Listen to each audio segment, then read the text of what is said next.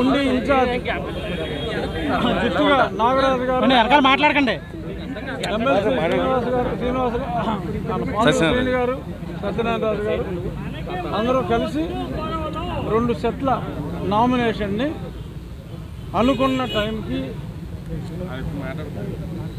అనుకున్న ముహూర్తానికి సబ్మిట్ చేయడం జరిగింది. సో అద్భుతమైన విజయాన్ని అందించాలని చెప్పి మీడియా ద్వారా కోరుకుంటున్నాం.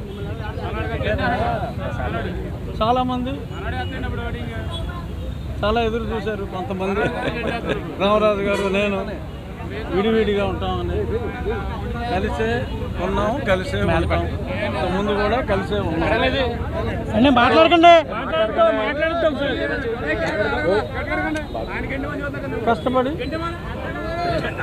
వాతావరణం ఎంత సానుకూలంగా ఉన్నప్పటికీ కూడా కష్టపడి అత్యధిక మెజార్టీ సాధించే దిశగా రామరాజు గారి నాయకత్వంలో.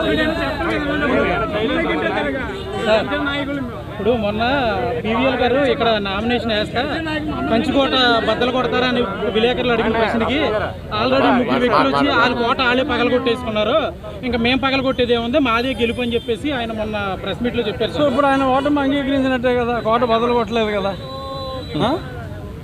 మా కోట చెక్కు చెదరదు, మా స్నేహం చెక్కు చెదరదు.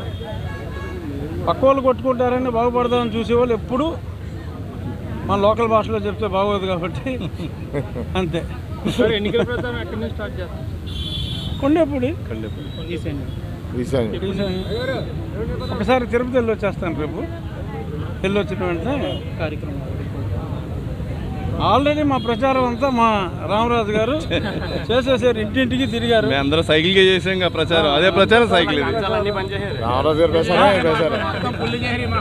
సో అంచేత ఆయన ఆల్రెడీ చాలా కష్టపడ్డారు.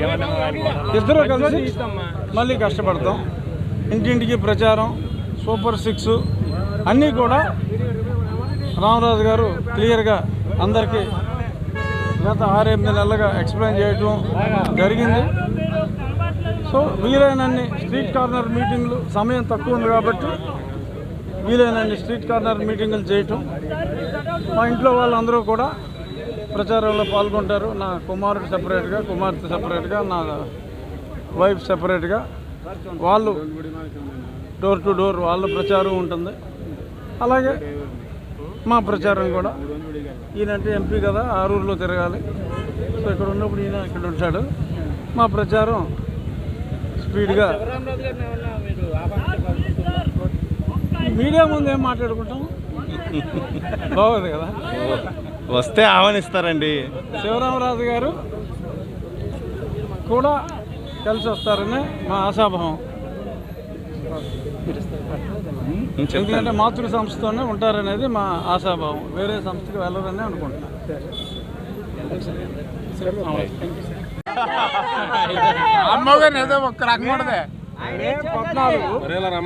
నా పుట్టినరోజు ఈ పనికి మాలినోడు కడపోడు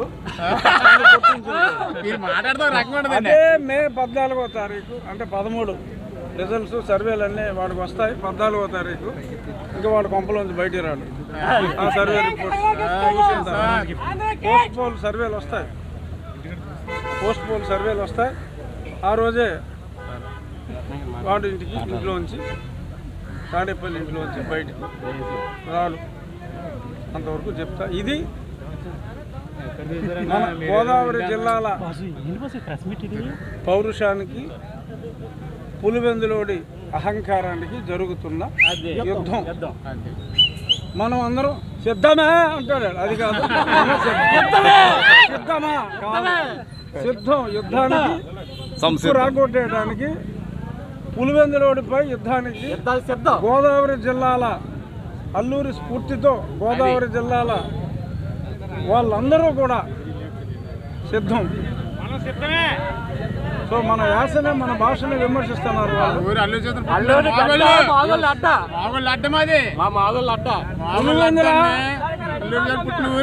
జిల్లా అంతే. పోటీ రాయలసీమ అన్నం. పులివెందులోడికి ఇక్కడ పుట్టిన పులిబిడ్డలకి పోటీ. ఆ పులివెందులోని తరివేద్దాం, ఆ గ్రామ సింహాన్ని తరివేద్దాం.